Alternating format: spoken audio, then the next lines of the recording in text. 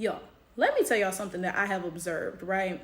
So this guy left a comment under one of my videos, right? Now, first of all, this guy has a profile picture and he quite literally looks like a white man, right?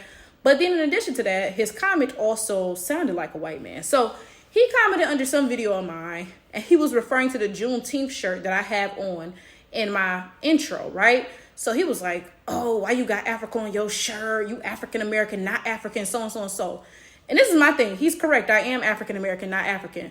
But, what I'm not finna do is let no white person tell me how I should identify whatever, any of that. Like, who gave you the audacity? Like, how dare you bring yourself up under my video and tell me I'm not African after you the ones who enslaved my ancestors and dragged them from Africa? Like, huh?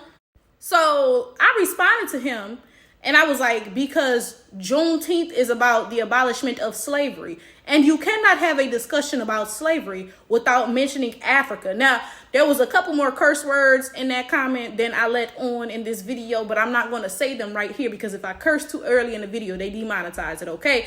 But that was the gist of it, right? And this is my thing. Y'all know I tell y'all all the time, I'm not African culturally or anything like that. You will never hear me call myself African, but I'm not one of those weird African Americans who like refuse to acknowledge anything African in my history. I'm not one of those. I am not delusional, and let me explain what I mean by that. Like I said, I'm not African culturally or ethnically or anything like that, but quite clearly I'm still genetically West African. Like you can look at me and tell that, and that is because my ancestors were abducted from West Africa. Like quite clearly. There are some African Americans who are kind of weird. They got like a don't say African policy. You know how there used to be like a don't say gay thing? Like they got a don't say Africa thing. Like if you even be like, oh yeah, like my ancestors came from Africa, they be like, that Pan-Africanism, so and so and so. And it's like, don't get me wrong, there's a lot of issues with Pan-Africanism and how Africans really colonized pretty much all ADO's history and claim that all of our accomplishments are due to them and nothing to us, right? But all the bad stuff is ours, right? That's a whole conversation.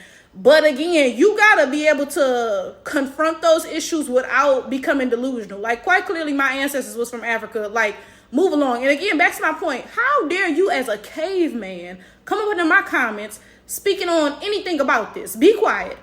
I have stated this before. Transatlantic slavery is way more complex than I could ever tell you on YouTube. So there are African Americans like myself who do not identify as African because of the fact that we haven't had any contact with Africans for 400 years, and that's totally valid. But there are also African Americans who do identify as African because if it hadn't been for white people doing their cavely things, then they would have been born in Africa. And that's also valid. But my thing is this. Where you think like you got the authority to tell some African Americans what they can and can't identify as? Like, what? You know what I'm saying? That's my issue with this, right? But then this guy, he goes and he comments under a different video, right? So under this second video, right? Because this second video is about Caribbeans and Africans not being able to say the N-word or whatever. I'm going to put the link to that video up there, right? This guy comments and says, oh, my dad is from the Congo, and when he moved to France, so-and-so and so, yada, yada, yada. Then I looked at him, I squinted real hard. I said, maybe that's a biracial. Maybe that's a biracial. Now, maybe his daddy is a white man from the Congo, because y'all know them white folks was going over there with the rubber and this, that, so and so and so. But now I'm like, maybe this dude is a biracial, right? And he looks white, which brings me to a different point. Because I swear that a specific sort of biracial has it out for African Americans. Like there's a specific subcategory of them. And let me tell you exactly which one that is.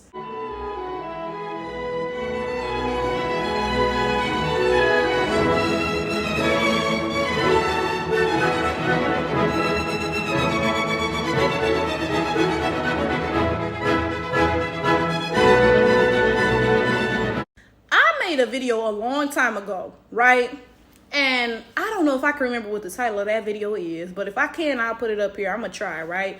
But basically it was this biracial guy, okay? He was half African and half white, and he made this whole video dragging African Americans like, oh, y'all don't even have no culture, so yada yada yada.